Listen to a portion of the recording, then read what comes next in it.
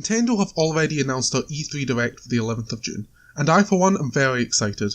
Not only do we have a lot of upcoming games that I really want to know a lot more about, but there are probably a bunch of new games under wraps that will get announced too. Or not, who knows really. I have no idea what Nintendo will show this year, but I am willing to take a blind guess based on practically no evidence and get my own hopes up too high, like a true Nintendo fan. I've got 3 videos in the works about everything I think we might see this year. The first, this one, is things I'm expecting to see and would be surprised if there was no mention of. Then I'll talk about the things we might see and that I think have an okay chance but wouldn't put money on. Finally, there are the things we'll probably never see, but I'd like to pretend there's a chance anyway because they would be utterly mind-blowing. So, let's start this off with a look at everything I think is bound to happen at this year's E3. I'm very prepared to be dead wrong. First of all, I think it's safe to assume we will see updates for some of the upcoming games we already know exist. Maybe not all the games. Metroid Prime 4 has seen a significant delay, and I don't even know where Bayonetta 3 is right now, so I wouldn't bank on them. But there are definitely some updates that I think are safe to assume are going to be in this year's presentation. Luigis Mansion 3 was announced back in the September 2018 Direct. It was right at the beginning and showed actual gameplay and everything, so it seemed like it might be out fairly soon. But it's drawing awfully close to E3 and we haven't heard another word about it. I think we're going to get a brand new gameplay trailer, possibly showing off some of the game's unique enemies, locations and mechanics, as well as the overall story. I mean, in the reveal trailer you could see posters of Mario and Peach's face with X's through them. What's that all about? Well, I think we're going to find out soon, because if the game was in that state back in September, it's bound to be nearly ready now, right? On top of that, I think we'll see a release date, as well as a potential new title or subtitle, like Luigi's Mansion 3 Return of the King Boo, or even better, a good title. Next up, in that very same Direct, we saw something all the Animal Crossing fans were hoping for, a new Animal Crossing trailer. That turned out to be Isabelle and Smash, followed by a new Animal Crossing trailer for real this time. I was betting on Animal Crossing for Switch ever since I lost my bet of Animal Crossing for Wii U, and I know a lot of people are super hyped for this, but unlike Luigi's Mansion, this trailer was just a teaser. No gameplay or anything like that, just Tom Nook sitting at his desk with a Switch looking all tired out. Nintendo knows this is a big one. They know people are hyped for Animal Crossing to finally go HD, and no, Amiibo Festival doesn't count, of course not. I think this is the time for the big gameplay reveal.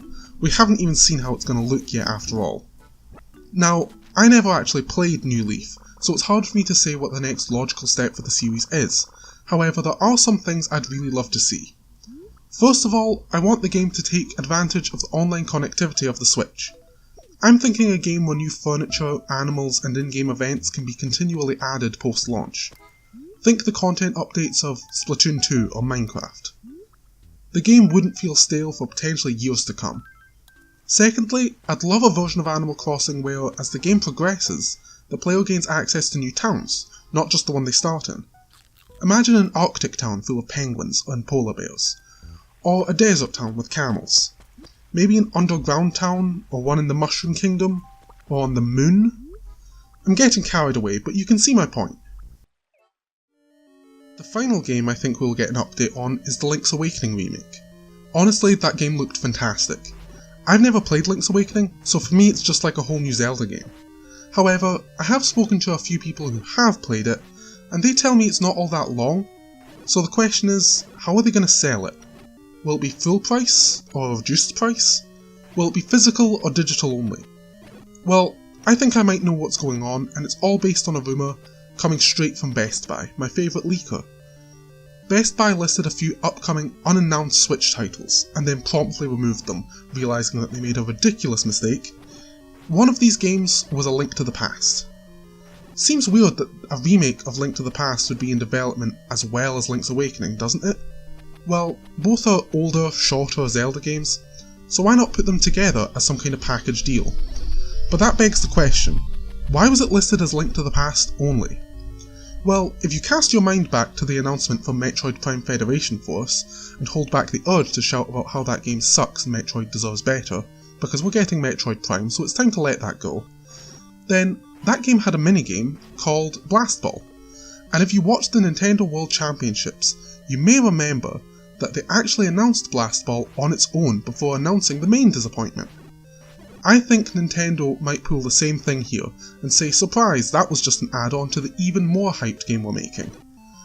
My point is, I think we'll see a new Link's Awakening trailer. Do you ever look at your Wii U and think, wow, you're redundant now, the only game worth keeping you for is Super Mario 3D World? Well, I think it's almost time to throw that thing out the window, because with Nintendo porting every worthwhile Wii U game to the Switch, I think we may well see 3D World Deluxe coming later this year. I can't imagine them adding too much to the base game, but there are a few additions I think are plausible. A new character would be a nice incentive to upgrade, given that the original had 5 playable characters to begin with. If I had to hazard a guess, I'd say maybe Pauline, but with a cappy-like hat that she can bounce off of and throw to attack. I also think it's quite likely that the game will come with a handful of exclusive levels, maybe going down the Captain Toad route of bringing environments over from Mario Odyssey or something. Also, with Mario Maker 2 including a 3D World style, this would be the perfect time to try it out for people who missed out on the Wii U title, and trust me, it's well worth playing. Remember when I said that Best Buy may have leaked a few things? Well, I deliberately didn't say what they all were, because the next thing I think we'll see, and Best Buy agrees with me, is a port of the Metroid Prime trilogy to the Switch. This one makes a lot of sense when you think about it. Metroid Prime 4 is a highly anticipated game, but its development was essentially scrapped, so we probably won't see it for a long time yet. There are still a lot of questions about that game, and the main one for me is how will it control? Will it have motion controls like the Wii? Standard twin stick controls? The weird, clunky GameCube controls? Wow, I hope not. I think this would be a great way to show how Metroid Prime could work on this hardware, as well as upgrade those visuals to HD, which has never been done with the Metroid franchise before. What's more is that the multiplayer features of the Wii version of the trilogy are no longer functional, and several of the unlockable extras from that game require the online mode to be obtained, hence making them impossible to achieve. The multiplayer can be reintroduced here, and I can finally see what those unlockables are, because I only played the game for the first time 2 years ago. There's one thing I think is a super safe bet this year, and it's something I think everyone is super hyped to finally see. Since Joker's announcement, everybody has been wondering who the remaining 4 Smash DLC characters will be, and as we are already halfway through the year, we are bound to get at least one more character announced at E3. I have a few ideas for who it might be, but I won't go into that here. This video is for safe bets after all, and there are no safe bets when it comes to Smash Bros predictions, trust me. The hardest thing to predict is the new games. I mean, it's safe to say that we will get new information for announced games, but predicting what Nintendo hasn't told us yet? That being said, I think this is the year for Pikmin 4. It's been known for a while now that a new Pikmin is in the works. Miyamoto has stated several times that the game is nearly done, and yet there's been no word of it. If I was to guess, I'd say that they are just keeping it under wraps until they find a nice time to announce and release it. I think a trailer just announcing the game and maybe teasing a few new features is going to be in this year's show. I'd personally love to see a game where nocturnal Pikmin are introduced, and there are different tasks to complete at day and night. But who knows, maybe they'll just port Hey Pikmin to the Switch or something. So that's everything I expect to see this year. We probably won't see all of it, and we will probably see some other stuff too, but I think these are some pretty safe bets. But what do you think we will see this year from Nintendo? Let me know in the comments and leave a like if you enjoyed. Also subscribe so that you can see the next video where I go over some of the things that I think are quite possible, but not nearly as safe as these predictions. And I will see you next time.